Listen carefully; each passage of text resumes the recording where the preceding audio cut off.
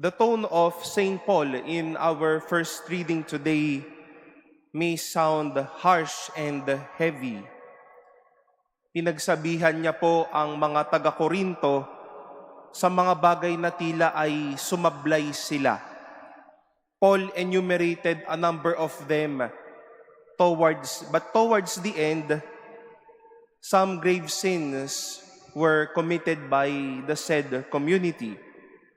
Although with a heavy beginning, he ended with a consoling reminder.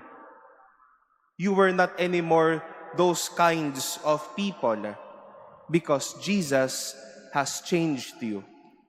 You were saved by Jesus, you knew Jesus, and that is why you are new now.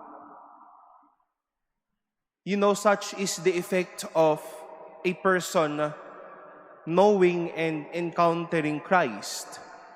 A sinner, a poor person, a neglected person, lowly and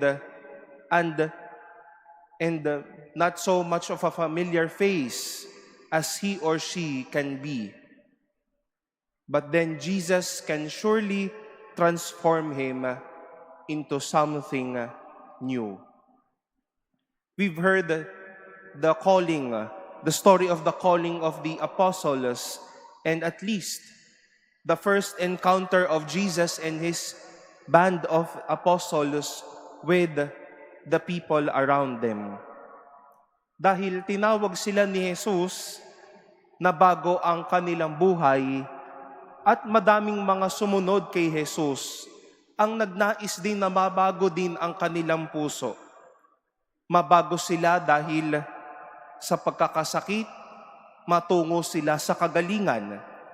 Sa pagkalunod sa buhay na ito, to a certain experience of freedom, sa ginhawa at sa pagpapala ng Diyos, ang mga turnaround of events na sinasabi nga natin. And my dear brothers and sisters, as we welcome a new day, we welcome this message of inspiration. Every encounter with the Lord is an encounter of change. Kahit ba hindi agad nakikita ang pagbabago sa ating buhay, pero sa kada lapit kay Jesus, sa kada dasal, sa kada simba, sa kada usap natin sa Diyos, hindi na tayo yung dating tayo. Yung may bigat, yung may kasalanan, yung may sablay, dahil tinawag ng Diyos, inilapit tayo ng Diyos, nagbabago tayo, gumagaan tayo, at pinagpapala tayo. Change may not be seen immediately, but we are assured that every time God calls, and every time we are near God, a shift in life comes.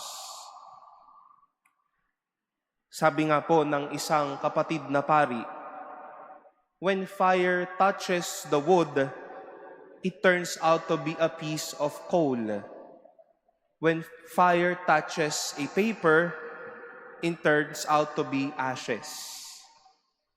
But when Jesus touches humanity, when Jesus would touch us, we change, we become better, we are made worthy.